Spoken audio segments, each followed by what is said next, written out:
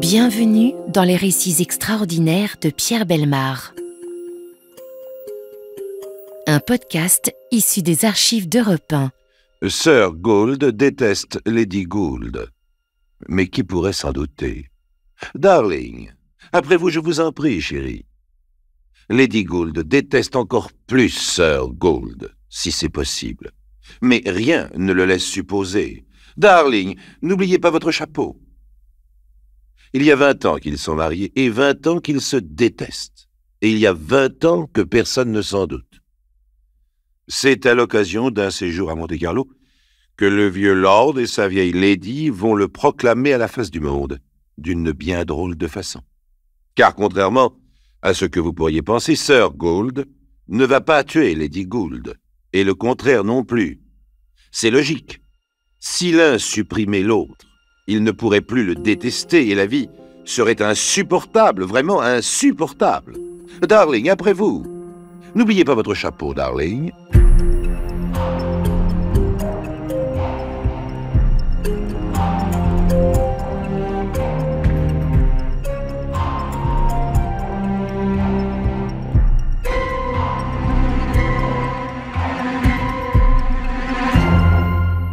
Petite carte postale en provenance de Monte-Carlo, principauté riante, son rocher, ses palmiers, son casino.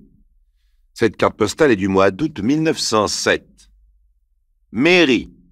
Le texte est en anglais, je vous lis les sous-titres. Rentrons pour le week-end, préparez le château, envoyez la voiture à la gare Victoria, train de 8 heures. Laure et Lady Gould. Cette carte postale est écrite à une table du jardin d'été du casino de Monte-Carlo par Lady Gould sous l'œil de ses relations du moment, des relations endiamantées. Mais cette carte postale arrive en Angleterre dans un petit appartement de Chelsea, presque vide, minable et en location. Il n'y a pas plus de mairie domestique que de château et que de voitures. Laure et Lady Gould sont des escrocs, de petits escrocs. Disons plutôt qu'ils profitent au jour le jour des situations en jouant sur leur titre. Car Lord Gould appartient réellement à une noble famille irlandaise. Il est baronnet. C'est peu, mais les quelques objets à son chiffre qu'il étale volontiers sont authentiques. Nul ne peut s'y tromper. De la canne à pommeau d'argent et d'ivoire vieilli à la perle de son épingle de cravate, Lord Gould est baron estampillé d'origine. Mais imbibé de whisky jusqu'à la moelle de ses os chenus. Il est petit, maigre, délabré, avec une élégance indubitable. Lady Gould, c'est autre chose, et pour cause. D'abord, c'est une Française. Grande, grosse et laide. Un visage où tout s'écroule. Les yeux, le nez, le menton. Un mélange de graisse et de dureté. Elle s'appelle Marie-Violette. Née d'une paysanne de l'Isère et d'un bourgeois inconnu. Leur aventure sentimentale avant le mariage est un modèle du genre. Elle était lingère, il était baron. Elle voulait devenir baronne, il préférait le whisky. Le piège fut aisé, le baron n'avait pas un sou, la lingère lui a fourni le whisky jusqu'à plus soif, jusqu'à ce qu'il l'épouse dans un état d'ébriété permanente. Ah, le réveil fut brutal. Imaginez, le pauvre et maigre lord dessoulé s'éveillant un beau matin à Paris dans une chambre sordide auprès d'une Marie-Violette tout en graisse et en brutalité.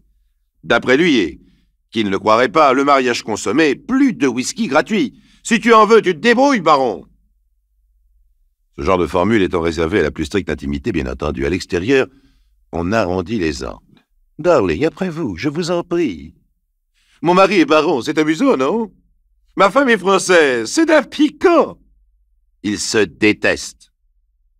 Ils se haïssent depuis 20 ans qu'ils combinent ensemble de minables petites escroqueries. Ils ont écumé la France, puis le Canada, et puis l'Angleterre. Ils ont joué dans tous les casinos, fait des dettes dans tous les hôtels, déménagé la cloche de bois de toutes les villes. Ils ont 60 ans.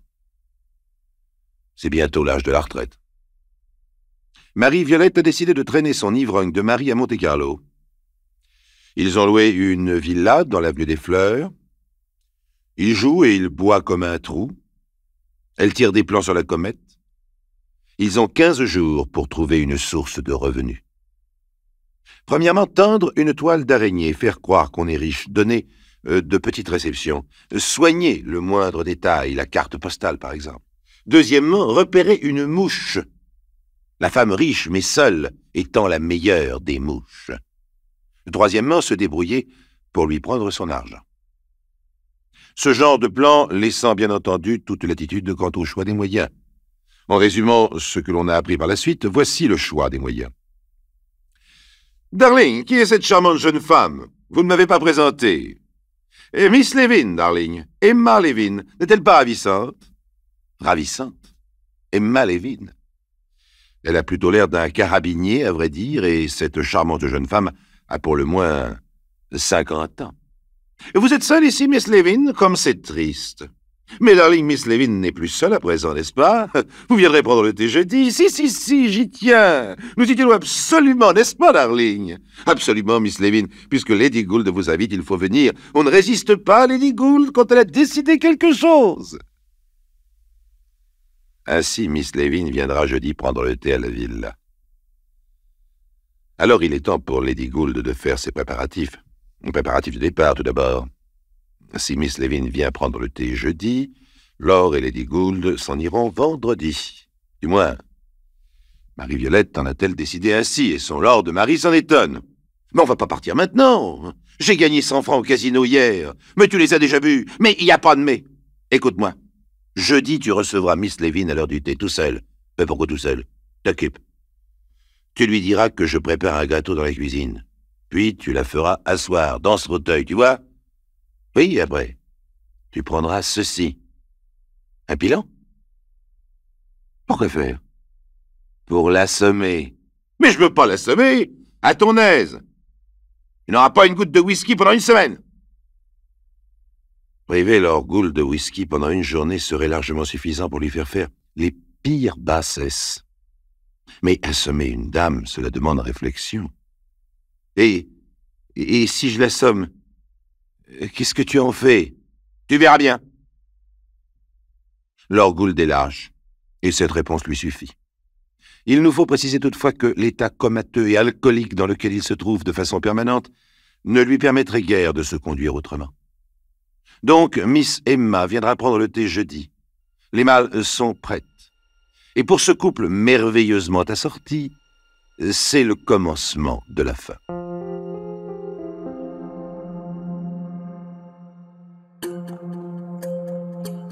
Les récits extraordinaires de Pierre Bellemare, un podcast Europe 1.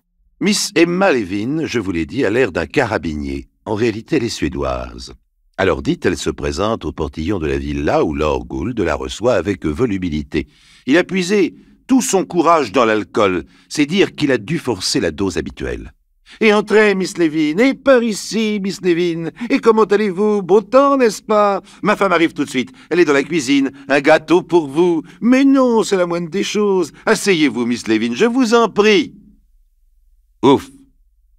Elle est assise, elle est grande, et sa tête dépasse le dossier du fauteuil. Elle demande pourquoi, par cette chaleur, on a tiré tous les rideaux et fermé tous les volets.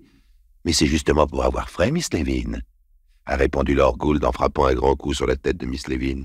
« Mais qu'est-ce que tu as fait? »« Je l'ai assommé, c'est toi qui voulais. Mais elle respire encore. Tu l'as? Ah, non. Tu l'as, je te dis. Non. Prends un couteau et tu l'as, sinon...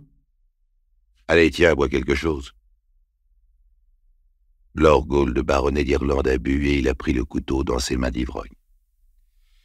Et il a coupé le cou de Miss Levin. En 2 fois parce qu'il tremblait. « Je te déteste, Violette. Je te déteste !» C'était un peu comme si c'était elle qu'il tuait. Alors seulement Lady Gould s'est penchée sur sa victime, sur son sac, sur ses poches. Rien. Pas un sou. Des bijoux faux. Elle a pris les clés de l'appartement de Miss Levin. Elle a couru dans les rues ensoleillées en rasant les murs. Elle a fouillé tous les tiroirs, tous les coffres, toutes les malles. Rien. Elle est revenue en courant toujours. L'imbécile. C'était elle qui voulait nous avoir. Elle n'a rien, rien du tout. Tu comprends? Tu l'as tué pour rien, pauvre idiot, ivrogne. Affalé sur un canapé, Lord Gould s'est pris d'un rire hystérique, un rire énorme, étouffant, inhumain. Et il a regardé sa femme sans bouger. Elle a traîné une malle énorme dans le salon. Elle est allée chercher des chiffons, des serpillières, des seaux, des cuvettes et tous les couteaux de la cuisine. Puis, elle s'est mise au travail. Cela a duré 2 heures, morceau par morceau. Enfin, le corps de Miss Levin empaqueté, ficelé, s'est trouvé rangé dans la malle dans le désordre. Lady Gould a gardé dans une petite valise, le plus compromettant, la tête et les bras. Elle a réveillé le baron qui dormait à moitié pétrifié sur son canapé, et ils sont partis jusqu'à la gare. Porteur! De Monte-Carlo à Marseille, ils ont voyagé avec la malle au-dessus de leur tête et la valise à leurs pieds. Lady Gould devisait aimablement avec ses voisins de compartiment, racontant qu'ils venaient, le baron et elle, de passer un séjour charmant en Italie, pour brouiller les pistes sans doute. À Marseille, Lord Gould n'était plus qu'un fantôme, ivre et titubant que sa femme tirait par la main comme un gosse. Tu vas dire au porteur de charger cette malle et l'expédier à Londres. Allez! Le porteur flegmatique ne comprend rien à ce que lui raconte ce vieux gentleman rougeau et agité. Mais vous la voulez où, cette malle? Dans quelle gare à Londres? L'anglais n'a pas l'air fixé. Mais c'est à quel nom? Il n'a pas l'air fixé non plus sur son nom. En express ou normal? Lady Gould se précipite avec autorité au secours de son mari. En un clin d'œil, elle a donné faux nom, fausse adresse et payé l'homme. Bien payé même. 1 demi-louis. Le porteur en devient aimable. Votre adresse à Marseille pour le bulletin? Lady Gould ne peut empêcher son mari de répondre instinctivement. Hôtel du Louvre et de la Paix. Le plus grand hôtel de Marseille. Le porteur en devient obséquieux. Permettez, monsieur, donnez-moi votre valise. Je vous la porterai jusqu'au fiacre. De rouge, Lord Gould est devenu vert. Non, mais si, laissez-moi faire. Non, je dis que non. Vous comprendre? Je dis non. Bizarre. Il a crié bien fort, ce client. Et son gendarme d'épouse l'entraîne bien vite. Pourtant, la valise a l'air lourde. Songeur, l'homme charge la malle jusqu'au hall d'expédition. Il raconte l'incident à l'employé qui jette un œil soupçonneux sur le colis. Et voilà. On lui trouve une odeur bizarre. On court chercher la police. On ne trouve que la moitié de ce que fut Miss Lewin, donc l'autre moitié se trouve dans la valise, à l'hôtel du Louvre et de la Paix. On aurait pu croire que devant tant d'imprudence accumulée, le couple ne serait pas à l'adresse indiquée. Erreur. Le portier les a vus entrer en se chamaillant. Elle a demandé qu'on leur monte à dîner et qu'on ne les dérange pas. Lui avait l'air bien fatigué. Le policier se frotte les mains, c'est à peine croyable, mais il va arrêter ces deux-là tout seul, comme un grand. Il va les surprendre au nid. Ce genre de choses est excellent pour l'avancement.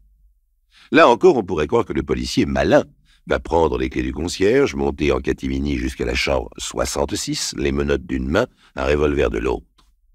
Erreur. Il frappe à la porte du 66. Et au lieu d'un bruit de dispute, une voix féminine répond « Allez-vous-en! J'ai dit qu'on ne nous dérange pas !» Alors bêtement, le policier rétorque « C'est la douane, c'est à propos de votre malle, madame. » De l'autre côté de la porte, il se fait un grand silence. 1 minute passe. Puis un léger remue-ménage. Et d'un seul coup, la porte s'ouvre. Bousculé d'une main ferme, le policier se retrouve par terre, tandis que lui passe sur le corps, dans l'ordre, Lady Gould depuis son mari, l'un traînant l'autre. Poursuite infernale. Le couple saute dans un fiacre qui attendait le client devant l'hôtel et s'enfuit au grand galop. Le policier, coude au corps, s'élance derrière lui, suivi par le concierge de l'hôtel. S'apercevant que les coureurs à pied gagnent du terrain, Lady Gould se résigne à employer les grands moyens. D'une main, elle tend des pièces d'or au cocher, qui n'en demande pas plus, et de l'autre, elle jette le reste dans le sillage du fiacre. L'effet est immédiat et les passants sont bientôt à 4 pattes, se chamaillant pour ramasser les pièces et bloquant la poursuite du policier. Le malheureux époumoné se retrouve noyé dans un groupe de surexcités qui s'arrachent cette fortune tombée du ciel. Alors, il emploie lui aussi les grands moyens. Il grimpe sur un réverbère et, dominant la foule, il hurle « Ce sont des assassins! Ils cherchent à s'enfuir! Il y a une prime pour le premier qui les attrape !» Et là aussi, l'effet est immédiat. Ils sont 20, 50, 100 maintenant qui courent derrière le fiacre, dont les 3/4 d'ailleurs ne savent même pas pourquoi ils courent. Et c'est ainsi que Lord et Lady Gould seront enfin arrêtés, cernés par une foule hurlante dont le policier aura bien du mal à se débarrasser, étant entendu qu'il ne pouvait pas attribuer la prime promise. Privé de whisky, le vieux Lord mettra 3 mois à reprendre ses esprits. Délirium et cauchemar l'empêcheront même de se rendre compte qu'il est en prison. Lady Violette se contentant de nier tout en bloc. C'est au cours d'une confrontation chez le juge de Marseille qu'ils admettront enfin leur crime et raconteront les détails de l'opération, ainsi que je vous les ai contés plus haut. Mais le procès fut remarquable. Écoutez Lord Gould. N'accablez pas Lady Gould, messieurs. Elle s'est un peu emportée, n'est-ce pas, darling? Nous ne voulions pas tuer. Mon mari a raison, c'est un accident. On lui a fait avouer n'importe quoi, le pauvre cher était souffrant. Il ne se rappelle plus, n'est-ce pas, darling? C'est qu'il y avait du beau monde dans la salle, et que, quoi qu'il arrive, quand il y a du beau monde, il faut tenir son rang. Lady Violette, considérée comme l'instigatrice du crime, a été condamnée à mort, mais graciée. Lord Gould est parti pour Cayenne, où il est mort laborieusement, peu de temps après. Sans whisky, il ne supportait rien.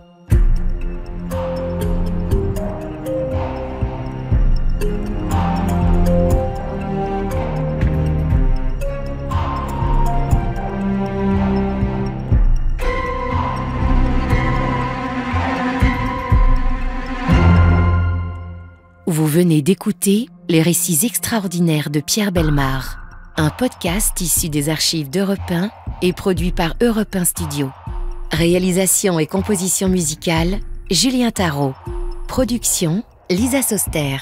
Patrimoine sonore, Sylvaine Denis, Laetitia Casanova, Antoine Reclus. Remerciements à Roselyne Bellemare. Les récits extraordinaires sont disponibles sur le site et l'appli Europe 1.